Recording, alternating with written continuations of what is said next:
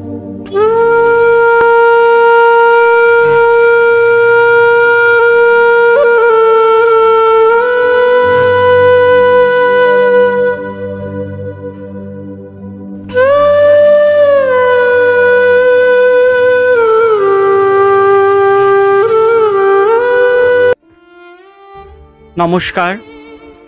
Ramakrishna TV YouTube চ্যানেলের পক্ষ থেকে সকল মা, বাবা, দাদু, দিদা, ঠাকুমা, ঠাকুরদাদাদের জানাই অনেক অনেক ভালোবাসা, প্রীতি ও আন্তরিক শুভেচ্ছা।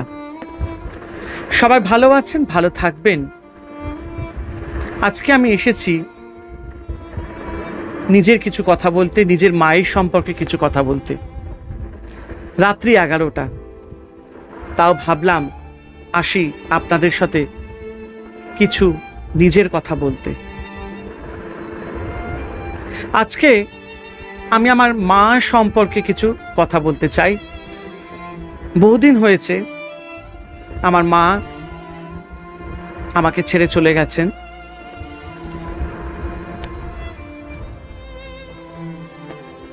মা, এই যে শব্দটা, এটার একটা বিশাল গুণ, এই শব্দটার মধ্যে একটা বিশাল মাহাত্ম্য। এই শব্দটা পৃথিবীর সবচেয়ে শক্তিশালী শব্দ, মা। আমরা যখন পৃথিবীতে আসি, সর্বপ্রথম আমরা চোখ খুললেই নিজের মাকে দেখতে পাই। আর পৃথিবীতে জন্ম নেওয়ার পর প্রথম শব্দ আমাদের মুখ থেকে যেটা বেরোয় সেটা হচ্ছে মা। আজকে আমি আপনাদের কাছে আমার মা সম্পর্কে কিছু কথা বলতে চাই। কোথায় চলে গেলেন আমার মা? কেন চলে গেলেন? আমার মা যখন চলে যান,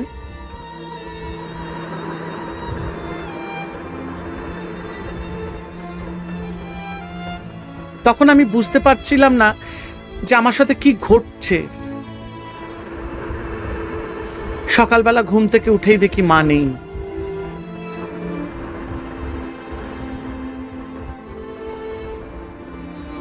দু তিন দিন ধরেই আমার একটু কেমন যেন অন্যরকম ফিলিংস হচ্ছিল। একটু উল্টোপাল্টা স্বপ্ন দেখছিলাম প্রায় 7-8 দিন ধরে, মাকে জড়িত। চোখের জল বেরিয়ে আসতো।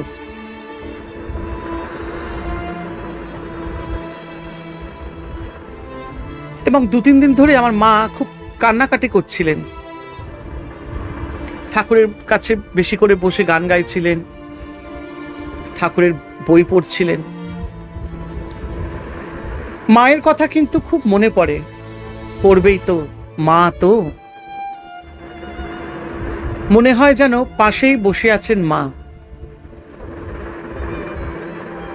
যখন দুঃখ হচ্ছে, যখন কষ্ট হচ্ছে, মনে হচ্ছে মা যেন আমার মাথায় হাতটা বুলিয়ে বলছে, বাবা কোনো কষ্ট করিস না, কোনো চাপ নিস না, দুঃখ করিস না, আমি আছি তোর পাশে। আমার মা দেহত্যাগ করেন 24শে সেপ্টেম্বর সকালবেলা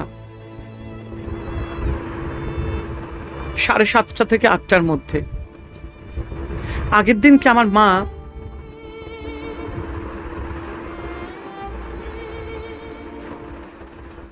শরীরটা যেন মায়ের একটু কেমন যেন বিচলিত হচ্ছিল,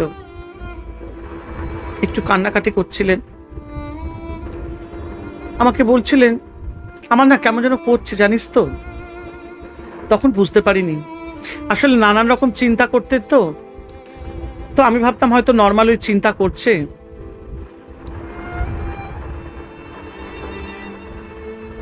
আগের দিন কি আমি ডিমের ঝোল রান্না করেছিলাম। মা একটু আবার না ডিমের ঝোল খেতে খুব ভালোবাসতো, বিশেষ করে হাঁসের ডিমের ঝোল খুব ভালোবাসতেন খেতে। দুপুরবেলা খাওয়া দাওয়া করলেন।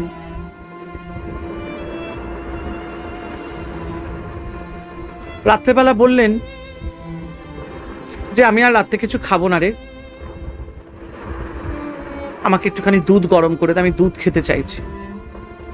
দুধটা গরম করে দেওয়া হলো। তারপরে বসে চুপচাপ ঠাকুরের কাছে গল্পগুজব করছিল। আমার মা মাঝে মধ্যে মন্দিরের সামনে বসে একটু ঠাকুরের সাথে গল্প করতেন, মানে ওই একা একা থাকতেন তো, যদি কোনো ভালো কিছু বা মন্দ কিছু হতো ঠাকুরকে সব জানাতেন। এটা স্বাভাবিক, সবার মধ্যেই হয় এটা।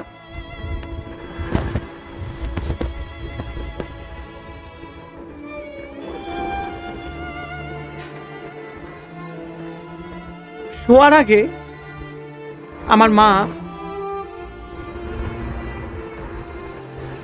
ঘরের মধ্যে, মানে ঠাকুর ঘরে, মানে আমার মা যেখানে শুয়ে থাকেন ঠিক পাশেই ঠাকুরের সিংহাসন। মানে মা বিশেষ করে একটু ঠাকুর ঘরেই থাকতে ভালোবাসতেন। তার আলাদা বিছানা করা, ঠাকুরের সিংহাসন সামনেই। বৈষ্ণব ছিলেন তো, ঠাকুরকে ভীষণ ভালোবাসতেন। তো শোয়ার আগেই না মায়ের প্রস্রাব হয়ে যায়, আর সেটা কন্ট্রোল করা যায়নি। তো মা ঘরেই প্রস্রাব করে ফেলেন, বুঝতে পারেননি।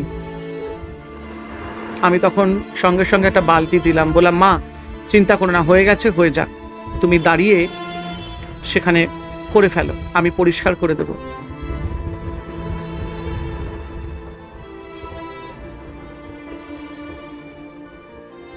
আমি নিজে হাত দিয়ে মায়ের প্রস্রাবটাকে পরিষ্কার করলাম, সমস্ত কিছু পরিষ্কার করে দিলাম।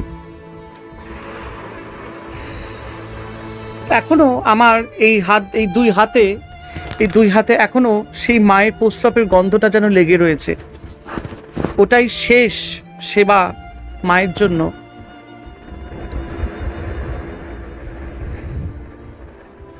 ঠিক আছে, রাত্রেবেলা নাইট ডিউটি করি, এবং আমি যখন নাইট ডিউটি করি আমার তো ড্রয়িং রুমে বসে করি। মা মাঝে মধ্যে যখন টয়লেটে যেতেন একটু আমার সাথে বসতেন, ধরুন 1:30 বাজলো কি 3টে বাজলো, আমাকে বলতেন কিছু খেলি, কিছু খাবি। আমার মা না আবার রাত্রেবেলা একটু চকলেট খেতে খুব ভালোবাসতেন। ফ্রিজের মধ্যে আমি না এরকম ছোট ছোট চকলেট রাখতাম, আর নিজেও খেতো, আমাকেও খাওয়াতো। আবার আমার ওয়াইফকেও শুয়ে থাকতো তো মুখের মধ্যে গুঁজে দিত, বলে এই খাও, আমি খাচ্ছি তোমরাও খাবে। তো এরকম একটা আমার মায়ের স্বভাব ছিল, একটু টুকটুক টুকটুক খুচখুচ খুচখুচ একটু খেত, চানাচুর একটু চকলেট। রাত্রেবেলা উঠতো তো। আবার মাঝে মধ্যে আমি কম্পিউটারে যখন কাজ করতাম একটু মাথাটা এরকম কুড়কুড় করে দিয়ে চলে গেল, বা একটু পিঠটা বুলিয়ে দিল, আবার একটু আমার সাথে বসলো 2 মিনিট, আবার চলে গেল বিছানায়। এরকমই সারা রাত হতো নর্মালি।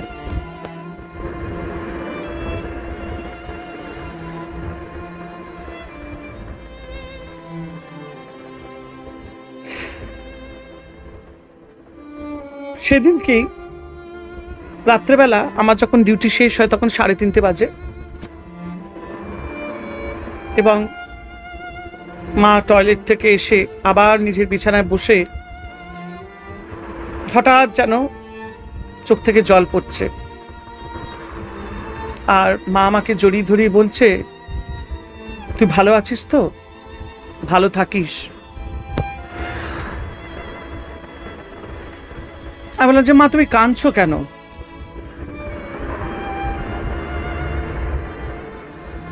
কাঁদছো কেন তুমি? শরীরটা কি খারাপ করছে? কোনো জবাব দেননি। ভোরবেলার দিকে মা একটুখানি গান শুনতে খুব ভালোবাসতেন ঠাকুরের,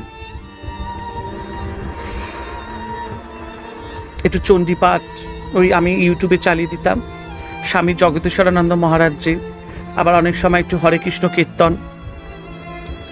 তো সেদিনকে মা একটু চণ্ডীপাঠই শুনেছেন।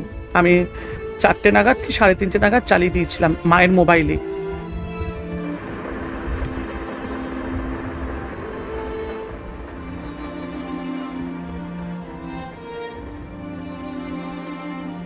তারপর আমি একটু মায়ের পাশে আমি শুয়েছিলাম। তারপরে আমি মায়ের পাশে শুয়েছিলাম। মাঝে মধ্যে মায়ের ঘরটা না খুব ঠান্ডা থাকে, ঠাকুর ঘরে শোয় তো মা, আর কিছু ছোঁয়াছানি ওখানে হয় না। তো আমি মায়ের পাশে একটু শুয়েও ছিলাম। মায়ের গাটা প্রচণ্ড ঠান্ডা থাকে, ভীষণ মসৃণ ছিল মায়ের গাটা, এখনো মায়ের সেই স্পর্শটা আমি ফিল করি।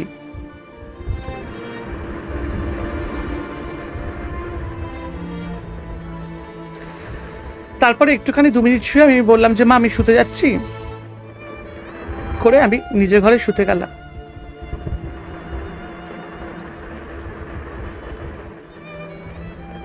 সকাল 7টা বাজে আমার ওয়াইফ আমাকে জোরে জোরে ডাকছে, এই ওঠো ওঠো, মা কথা বলছে না।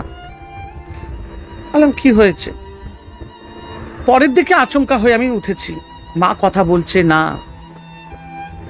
কথাটা কানে আসছে, মা কথা বলছে না। হঠাৎ কি হলো, মনটার মধ্যে একটা ভীষণ একটা ধুকপুক ধুকপুক স্টার্ট হয়ে গেল। আমার ওয়াইফ বলল, মা চান টান করে মন্দিরের সামনে আমাদের একটা তুলসী গাছ আছে একদম ব্যালকনিতে, সেখানে তুলসী গাছে জল দিয়ে সূর্য প্রণাম করতে করতে মা বসে গেছেন, হাতে এরকম করগোনা মানে আর্নিক করছে। আমার এখনো মনে আছে মা উদলাগায় বসে আছেন, ছায়াটা শুধু এত অব্দি। বয়স্ক মানুষ তো চান টান করে এসে গামছা গায়ে বা ভেজা ছায়া গায়ে দিয়ে তুলসী গাছে জল দিয়ে সূর্য প্রণাম করে তারপরে একটুখানি ড্রেসটা চেঞ্জ করতেন।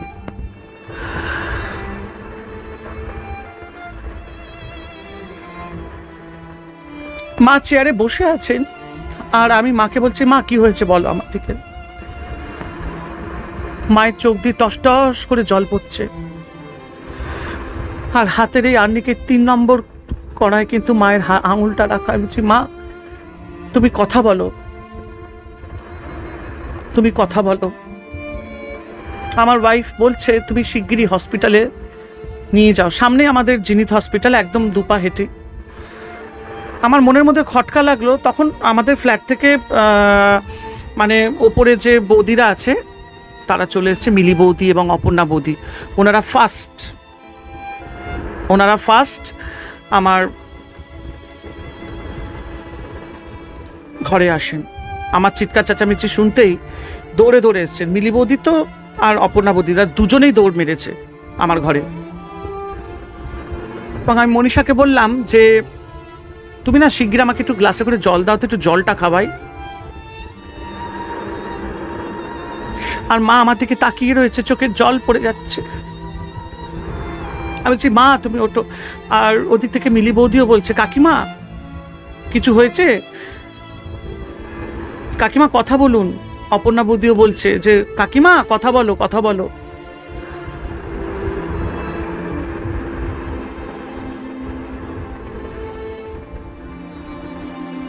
উল্টো দিকে তুলসী গাছটা ছিল, আর সূর্যের রেটা যেন মায়ের গায়ে পড়েছে, একদম সোনালি একদম। কারণ আমাদের ঘরটা যেদিক দিয়ে সূর্যটা ওঠে ওই দিকে আমাদের তুলসী গাছ রাখা, আর ওর ঠিক কোনা দিয়ে আমাদের ঠাকুর ঘর।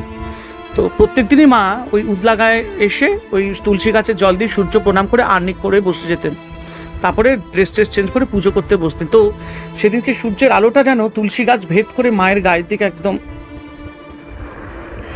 মায়ের চোখ দিয়ে টস টস করে জল পড়ে যাচ্ছে। মনীষা আমাকে বলছে, তুমি শিগগিরই যাও হসপিটালে। ছেড়ে যেতেও পারছে না, যদি মা কিছু কথা বলতে চায়, হয়তো কিছু কথা বলতে চাইছিল। আমি দৌড়ে গেলাম জিনিত হসপিটালে। আমি বললাম, শিগগিরই আপনারা চলুন, আমার মা কথা বলছেন, আপনারা শিগগিরই। 2 পা হেঁটে তো ওরা সঙ্গে সঙ্গে অ্যাম্বুলেন্স পাঠিয়েছে। অ্যাম্বুলেন্সটা নিয়ে যখন আমি গেটের সামনে আসি, তখন আমার ওয়াইফ ফোন করে যে মা আর বেঁচে নেই।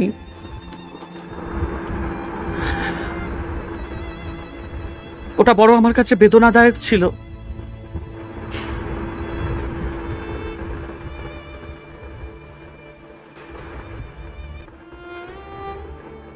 এই যে মা বেঁচে নেই,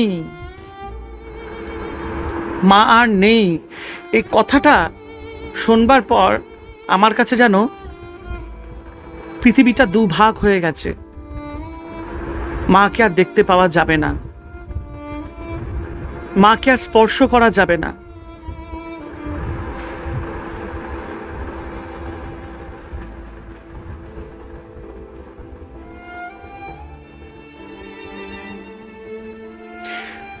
মা যে আমাকে নব বলে ডাকবে সেটা আমি আর পাবো না।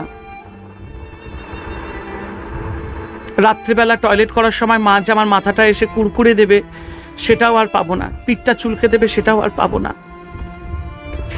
মায়ের সাথে একটু শুয়ে একটু গল্প গুজব করবো সেটা পাবো না। মায়ের সাথে একটু ঝগড়া করব সেটাও করতে পারবো না। মায়ের বকাটা খাবো সেটাও আর পাবো না। মায়ের হাসি মুখটা আর দেখতে পাবো না। আমার মা বড্ড স্ট্রং ছিলেন, ভীষণ স্ট্রং, মারাত্মক স্ট্রং ছিলেন।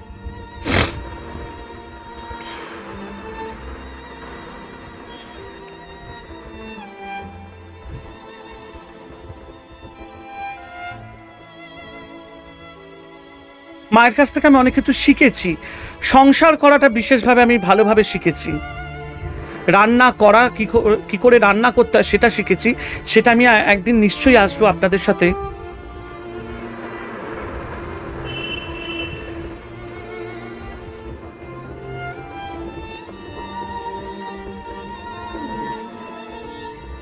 মায়ের কাছ থেকে আমি প্রচুর জিনিস শিখেছি, প্রচুর প্রচুর, মানে কোনো তুলনা নেই। আজকে আমি যা কিছু তার জন্যই।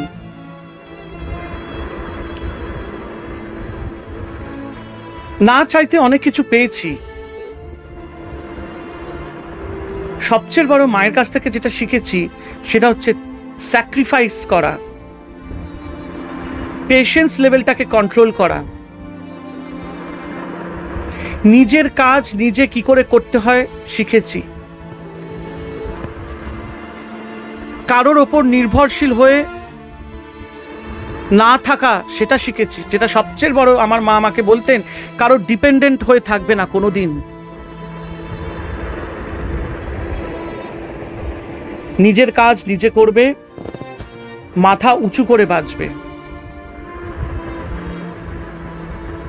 মায়ের কাছ থেকে আমি শিখেছি এই সব জিনিস। মা মাই হয়, মায়ের জায়গা কেউ রিপ্লেস করতে পারে না, কখনো না।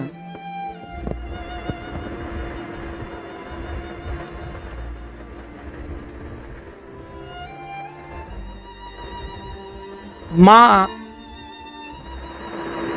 যে 10 মাস 10 দিন পেটে রেখে এক সন্তানকে লালন পালন করে তাকে পৃথিবীতে নিয়ে আসে, সেই যে পৃথিবীতে আসছে তারও একটা বিশাল কষ্ট, অনেক ব্যথা যন্ত্রণা নিয়ে সে সন্তানকে পৃথিবীতে নিয়ে আসে, তারও একটা বিশাল শক্তি। আমার মা বলতেন যখন আমি থাকবো না তখন ভাবে ভগবান তোমার কাছে আছে, কারণ কেউ পৃথিবীতে চিরস্থায়ী নয়।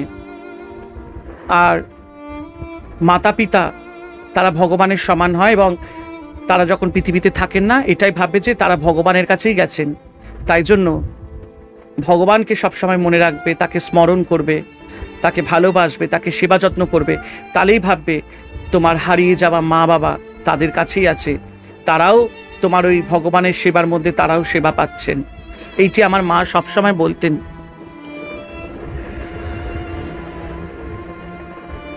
মাঝে মধ্যে আফসোস হয়,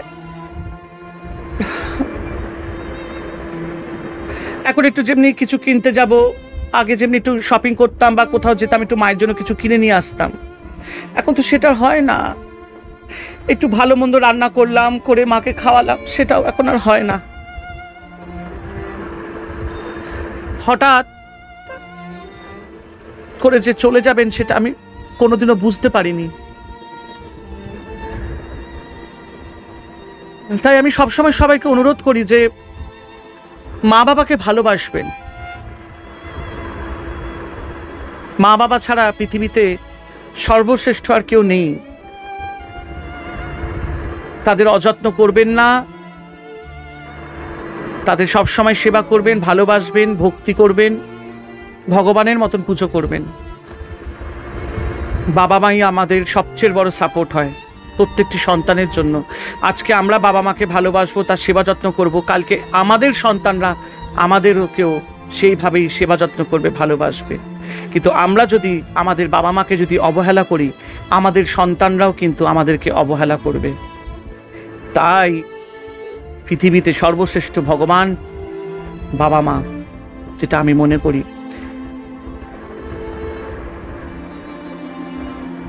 আমি আমার বাবা মাকে, এখন তো তারা নেই, তাদের ছবি আমি বানিয়ে সিংহাসনে রেখেছি। অনেকেই আমাকে বলেছে যে মৃতদেহর ফটো সিংহাসনে রাখতে নেই, কিন্তু আমি রেখেছি। মনে একটা চরম শান্তি, মনে হয় যেন বাবা মা ভগবানের কাছেই আছেন। যেভাবে নিত্য পুজো করি ভগবানের, সেরকমও বাবা মাকেও সেখানে রেখেই তাদের পুজো করছে। এটা দরকার, দেখবেন একটা শান্তি পাবেন মনে।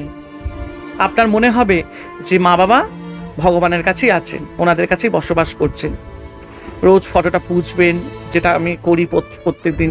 ঠাকুরকে যেরকম প্রত্যেক দিন জল বাতাসা দিই, ওই একই সাথে মা বাবাকেও দিই। ভগবানের কাছেই তো আছেন। এখনো মনে হয় মা কাছে আছেন, পাশে আছেন। আমি কোথাও গেলেও মায়ের একটা ছবি সবসময় আমার ব্যাগে রাখি। মা তো, তাকে ছেড়ে থাকা যাওয়া যায় না। মা মাই হয়।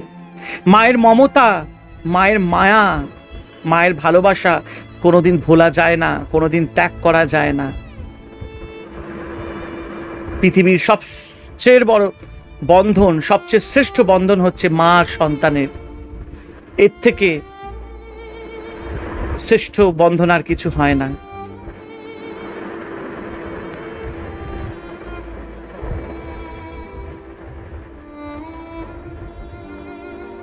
আজকের মতন ভিডিওটা এখানেই শেষ করলাম। আপনারা ভালো থাকবেন, আনন্দে থাকবেন, আর বাবা মাকে ভালোবাসবেন। হরে কৃষ্ণ,